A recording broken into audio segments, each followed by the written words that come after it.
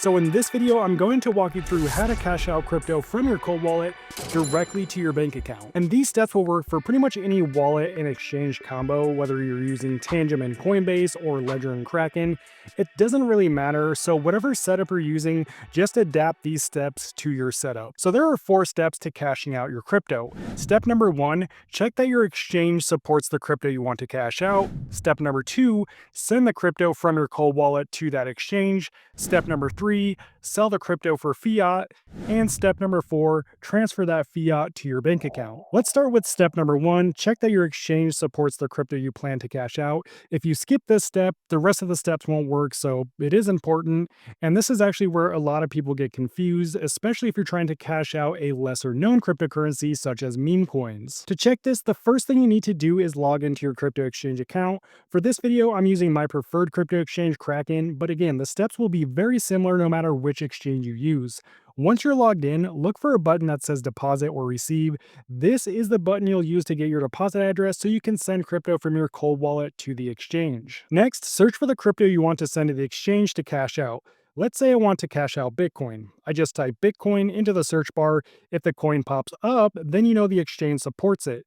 Most crypto exchanges support the popular coins like Bitcoin, Ethereum, Solana, and others, so if you're cashing out one of those, it's usually pretty quick and easy. But here's where a lot of people mess up. Most of the popular cryptocurrencies exist on multiple blockchain networks, so when you're sending crypto to the exchange, you need to ensure that you're sending it on the same network that it's on in your cold wallet. If you pick the wrong network, then you could lose all of your crypto, but don't worry because I'll show you how to find the right network in a minute. But what if I want to cash out a lesser known crypto such as a meme coin like Pork?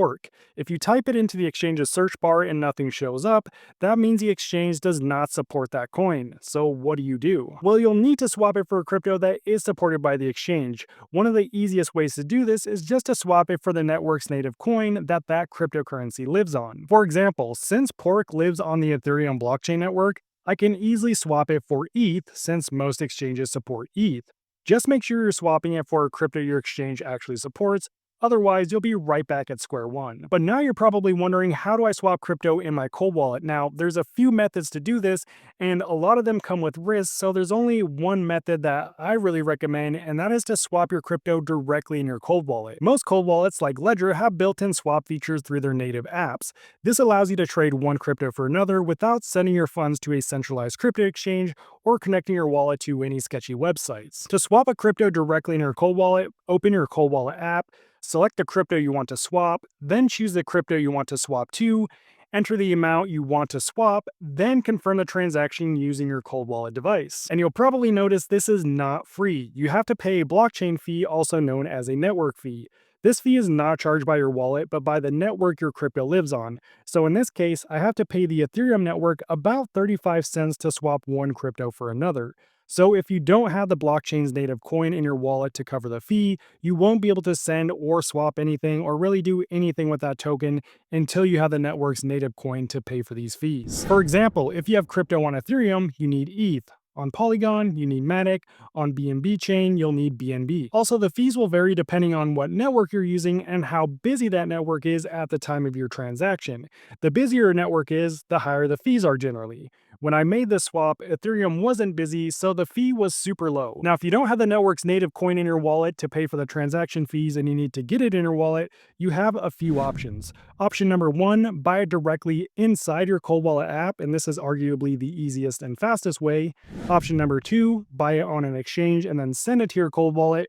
Or option number 3, transfer it from another wallet if you already have some of the network's native coin sitting in another wallet. Once you've got enough of the right coin in your wallet to cover all the fees, go ahead and confirm the swap. And once the swap is complete, we can move on to step number 2, sending your crypto to the exchange. The first step to sending your crypto to an exchange is to get the deposit address for the right crypto and network on your exchange. To do that, go to your exchange account and tap the receive or deposit button again, then select the crypto you're sending from your cold wallet. In this example, I'm sending ETH from my Ledger wallet to my Kraken account, so I'll choose Ethereum. Now, before you copy the deposit address, you need to double check what network your crypto is on. To do this, go back to your cold wallet app, select the crypto you're sending, and look for where it says network. In my case, it says Ethereum, which means the crypto is on the Ethereum network. Now that I know the correct network, I go back to the exchange and make sure Ethereum is selected as the network there as well. So now I'm receiving Ethereum on the Ethereum network. Perfect. I can go ahead and copy this deposit address now. Then I take this deposit address and go back to my Cold Wallet app and select the crypto I want to send to the exchange. So to do that, I tap send. Then I paste the deposit address from the exchange into the recipient field. And then, of course, enter the amount of crypto that I want to send to the exchange that I'm ultimately going to cash out. Then, of course, review the transaction details carefully and then confirm the transfer if everything looks good. And that's it. Your crypto is on its way to the crypto exchange so that we can cash it out and ultimately transfer it to our bank account. And don't worry if it doesn't show up in the crypto exchange immediately. It could take a while to show up, usually up to 15 minutes, or for less efficient cryptocurrencies like Bitcoin, it can take up to an hour to arrive in the crypto exchange account. But once it does arrive, we can move on to step number 3, sell your crypto for fiat. When you sell your crypto, you're essentially swapping it for your local currency. So since I'm in the US, I'm going to be swapping my crypto for USD. Now, the reason we need to swap our crypto to fiat before transferring it to our bank is because banks don't accept crypto. Now, to sell your crypto, go to the Asset or Portfolio tab on your exchange. Find the crypto you just sent to your exchange account and tap the sell button.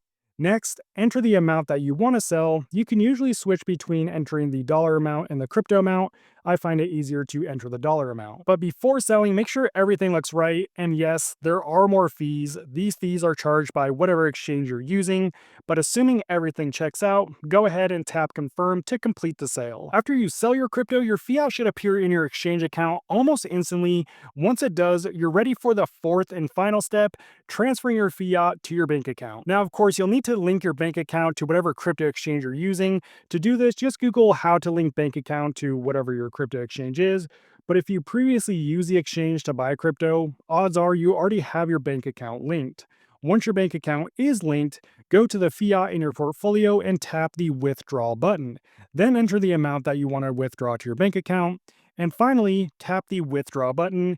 Make sure to review everything before confirming the withdrawal. Fortunately, there are no fees to withdraw your crypto, or rather fiat now, to your bank account. As for when your crypto will arrive in your bank account, if you transfer it early in the morning on a business day, then it could arrive that very same day, but usually it could take up to 3 days. It really just depends on the bank you use. But there's one more thing. Most people take crypto profits the wrong way and it costs them big.